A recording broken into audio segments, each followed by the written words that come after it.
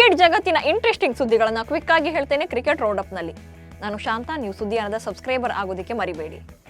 Melbourne ನಲ್ಲಿ ಬೇಡದ ದಾಖಲೆ ಬರೆದಿದ್ದಾರೆ ಸಿರಾಜ್. ತಂಡದ ವೇಗದ ಬೌಲರ್ ಮೊಹಮ್ಮದ್ ಸಿರಾಜ್ ಯಾವುದೇ ವಿಕೆಟ್ ಪಡೆಯದೆ 122 ರನ್ಗಳನ್ನು ಬಿಟ್ಟುಕೊಟ್ಟು ತೀರಾ ದುಬಾರಿಯಾಗಿದ್ದಾರೆ. ತಂಡದ ಪರ ಎಂದಿನಂತೆ ಅದ್ಭುತ ಬೌಲಿಂಗ್ ಪ್ರದರ್ಶನ ನೀಡಿದಂತ ಜಸ್ಪ್ರೀತ್ ಬುಮ್ರಾ 4 ವಿಕೆಟ್ಗಳನ್ನು ಪಡ್ಕೊಂಡ್ರೆ ರವೀಂದ್ರ ಜಡೇಜಾ 3 ವಿಕೆಟ್, ಆಕಾಶ್ ದೀಪ್ 2 ವಿಕೆಟ್ ಹಾಗೆ ವಾಷಿಂಗ್ಟನ್ ಸುಂದರ್ ಕೂಡ 1 ವಿಕೆಟ್ ಪಡೆದರು. ನಾಯಕ ರೋಹಿತ್ ಶರ್ಮಾ ಯುವ ಆಟಗಾರ ಯಶಸ್ವಿ ಜೈಸ್ವಾಲ್ ಫೀಲ್ಡಿಂಗ್ ವೇಳೆ ಮಾಡಿದ ತಪ್ಪಿಗೆ ಕೋಪಗೊಂಡಿದ್ದಾರೆ. ಸ್ಟಂಪ್ ಮೈಕ್ನಲ್ಲಿ ರೆಕಾರ್ಡ್ ಆಗಿರುವಂತೆ ರೋಹಿತ್ ಶರ್ಮಾ ಜೈಸ್ವಾಲ್ಗೆ ಬೀದಿ ಕ್ರಿಕೆಟ್ ಆಡ್ತಾ ಇದೆಯಾ ಎಂದು ಗದರಿದ್ದಾರೆ. ಚೆಂಡು ತನ್ನ ಬಳಿ ಬರುವ ಮೊದಲೇ ಜೈಸ್ವಾಲ್ ಮೇಲಕ್ಕೆ ಜಿಗಿದಿದ್ರು. ಇದನ್ನು ನೋಡಿದಂತ ರೋಹಿತ್ ಶರ್ಮಾ ಜೈಸ್ವಾಲ್ ಅವರಿಗೆ ಹೇಳ್ತಾರೆ, ಹೇ ಜಸ್ಸು, ನೀನು ಬೀದಿ ಬದಿಯಲ್ಲಿ ಕ್ರಿಕೆಟ್ ಆಡ್ತಾ ಇದೀಯಾ, ಬ್ಯಾಟ್ಸ್ಮನ್ ಆಡುವವರಿಗೆ ಮೇಲೆ ಎದ್ದೇಳಬೇಡ ಎಂದಿದ್ದಾರೆ. ಭಾರತ ತಂಡದ ಆಟಗಾರರು ಫೀಲ್ಡಿಂಗ್ ಮಾಡ್ತಾ ಇದ್ದಾಗ ಏಕಾಏಕಿ ಮೈದಾನಕ್ಕೆ ನುಗ್ಗಿದ ವ್ಯಕ್ತಿಯೊಬ್ಬ ಕ್ಯಾಪ್ಟನ್ ರೋಹಿತ್ ಶರ್ಮಾ ಕಡೆಗೆ ಓಡಿದ್ದಾನೆ. ಆದ್ರೆ ರೋಹಿತ್ ಶರ್ಮಾ ಕೋಪಕ್ಕೆ ಹೆದರಿದ ಆ ವ್ಯಕ್ತಿ ಕಿಂಗ್ ಕೊಹ್ಲಿಯತ್ತ ಓಡಿದ್ದಾನೆ. ಆ ಬಳಿಕ ಕೊಹ್ಲಿ ಬಳಿಕ ಬಂದ ಆ ವ್ಯಕ್ತಿ ಕೊಹ್ಲಿಯ ಭುಜದ ಮೇಲೆ ಕೈಯಿಟ್ಟು ಮೈದಾನದ ಮಧ್ಯದಲ್ಲಿ ಡ್ಯಾನ್ಸ್ ಮಾಡಿದ್ದಾನೆ. ಇದೀಗ ಈ ಘಟನೆಯ ವಿಡಿಯೋ ಸೋಷಿಯಲ್ ಮೀಡಿಯಾದಲ್ಲಿ ವೈರಲ್ ಆಗ್ತಾ ಇದೆ. ಈ ವೇಳೆ ಭದ್ರತಾ ಸಿಬ್ಬಂದಿ ಕೂಡಲೇ ಆತನನ್ನ ಹಿಡಿದು ಮೈದಾನದಿಂದ ಹೊರಹಾಕಿದ್ದಾರೆ. ಆಸ್ಟ್ರೇಲಿಯಾ ಬೃಹತ್ ರನ್ ಪೇರಿಸಿ ಗೆಲುವಿನ ಉತ್ಸಾಹದಲ್ಲಿದೆ. ಆದರೆ ಟೀಂ ಇಂಡಿಯಾ ಬೌಲಿಂಗ್ ವಿಭಾಗದ ಫೇಲ್ಯೂರ್ ಜಗಜ್ಜಾಹೀರಾಗಿದೆ. ಅದ್ಭುತ ಬೌಲಿಂಗ್ ಪ್ರದರ್ಶನ ನೀಡಿದಂತ ಜಸ್ಪ್ರೀತ್ ಬುಮ್ರಾ 4 ವಿಕೆಟ್ ಪಡೆದರೆ ರವೀಂದ್ರ ಜಡೇಜಾ 3 ವಿಕೆಟ್ ಪಡೆದರು. ಆದರೆ ಬುಮ್ರಾ ಬೌಲಿಂಗ್ಗೆ ಸಾಥ್ ಕೊಡಲು ಬೌಲಿಂಗ್ ವಿಭಾಗ ಸೋತು ಹೋಗಿತ್ತು. ವಿಕೆಟ್ ಬುಮ್ರಾಗೆ ಬೀಳ್ತಾ ಇರೋದ್ರಿಂದ ಪದೇ ಪದೇ ಬುಮ್ರಾರೇ ಬೌಲಿಂಗ್ಗೆ ಬರಬೇಕಾದ ಅನಿವಾರ್ಯತೆ ಕೂಡ ಸೃಷ್ಟಿಯಾಯಿತು.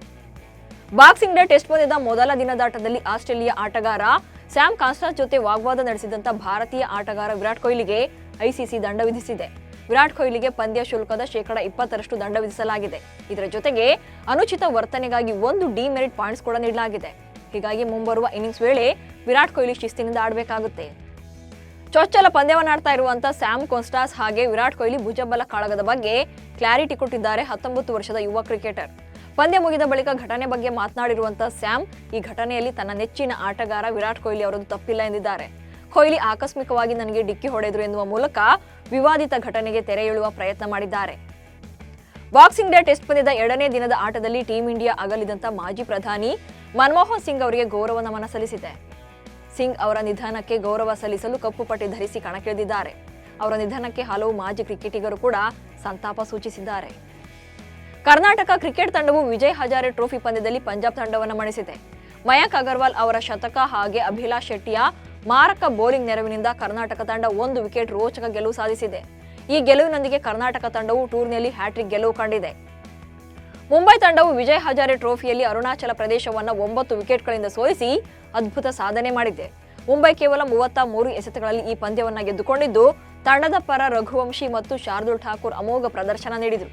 ಈ ಗೆಲುವಿನೊಂದಿಗೆ ಮುಂಬೈ ಅತಿ ಕಡಿಮೆ ಎಸೆತಗಳಲ್ಲಿ ಪಂದ್ಯ ಗೆದ್ದ ದಾಖಲೆಯನ್ನು ಕೂಡ ಬರೆದಿದೆ.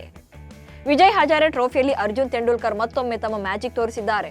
ಈ ಟೂರ್ನಿಯಲ್ಲಿ ಗೋವಾ ಪರ ಕಣಕ್ಕಿಳಿದಂತ ಅರ್ಜುನ್ ಮಣಿಪುರ ವಿರುದ್ಧದ ಪಂದ್ಯದಲ್ಲಿ ಆಲ್ರೌಂಡರ್ ಆಟ ಪ್ರದರ್ಶಿಸಿದರು. ಈ ಪಂದ್ಯದಲ್ಲಿ ಅರ್ಜುನ್ ಬ್ಯಾಟಿಂಗ್ನಲ್ಲಿ 24 ಎಸೆತಗಳಲ್ಲಿ 26 ರನ್ ಹೊಡೆದರೆ ಬೌಲಿಂಗ್ನಲ್ಲೂ ಕೂಡ 1 ವಿಕೆಟ್ ಪಡೆದು ಮಿಂಚಿದ್ರು. ಇವಿಷ್ಟು ಇವತ್ತಿನ ಕ್ರಿಕೆಟ್ ರೌಂಡ್ ಅಪ್ ಸುದ್ದಿಗಳು. ನಮಸ್ಕಾರ.